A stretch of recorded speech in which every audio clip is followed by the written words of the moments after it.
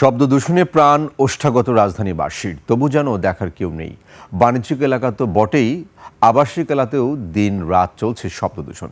কোনো কোনো এলাকায় নির্ধারিত মাত্রার দ্বিগুণেরও বেশি শব্দ তৈরি হচ্ছে, যা জনজীবনে ভয়াবহ বিপদ ডেকে আনছে। বিশেষজ্ঞ ও চিকিৎসকদের মতে এই নীরব ঘাতককে নিয়ন্ত্রণ করতে না পারলে বধির মানুষের সংখ্যা বেড়ে যাবে আশঙ্কাজনক হারে। বিস্তারিত সঞ্জয় অধিকারীর রিপোর্টে।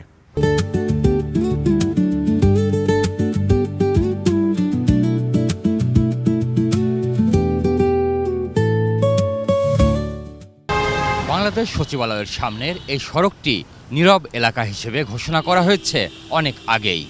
এই সড়কে যে কোনো যানবাহনের হর্ন বাজানো নিষেধ হলেও তা মানছে না সরকারি বেসরকারি কোনো যানবাহনের চালকই। প্রশাসনের প্রাণকেন্দ্রেই যেখানে আইন প্রয়োগের কোনো বালাই নেই, সেখানে রাজধানীর অন্যান্য সড়কের কথা বলাই বাহুল্য। দিনের পর দিন শব্দ দূষণের এই অরাজকতা চললেও তার নিয়ন্ত্রণে যেন কারো মাথা ব্যথা নেই।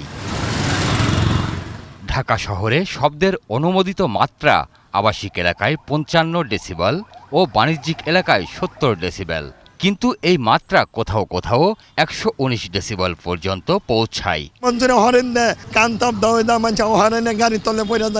বিশেষজ্ঞদের মতে ঢাকায় 70% শব্দ দূষণের জন্য দায়ী যানবাহনের হর্ন, বিশেষ করে হাইড্রোলিক হর্ন। বাকি দূষণ ঘটে নির্মাণ কাজ, লাউড স্পিকার ও অন্যান্য কারণে। এই সিভিয়ার শব্দ দূষণ এই শহরের মানুষের শুধু শরীরকে নয়, তাদের মনোদৈহিক সমস্যাও তৈরি করছে এবং মানুষ ছাড়াও প্রাণী এবং উদ্ভিদের ক্ষেত্রেও এটি বিরূপ প্রভাব পড়ছে। রাজধানীর সড়কে বের হলেই পড়তে হয় উচ্চ শব্দের কবলে, যা স্বাভাবিক জনজীবনকে অতিষ্ঠ করে তুলেছে।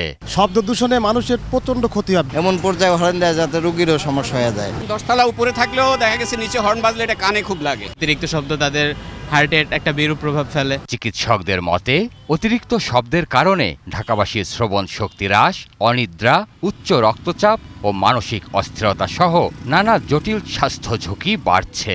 বডির অটো একটা রেজিস্ট্যান্ট মেকানিজম থাকে, পুরো সাউন্ডটাকে পাস করতে দেয় না, কিন্তু একটা সময় এটা ওভার ইউজ হইতে হইতে এক সময় কিন্তু সেই রিফ্লেক্স থ্রেশহোল্ড অ্যাবসেন্ট হয়ে যায়। বিশেষজ্ঞরা মনে করেন রাজধানীর শব্দ দূষণ কমাতে হাইড্রোলিক হর্নের ব্যবহার বন্ধ এবং ট্রাফিক আইন কঠোরভাবে প্রয়োগ করা প্রয়োজন। এই শব্দ দূষণ নিয়ন্ত্রণের জন্য আমরা কার্যকর সাস্টেইনেবল অ্যাক্টিভিটি আমরা লক্ষ্য করি নাই। সঞ্জয় অধিকারী, 21 টেলিভিশন, ঢাকা।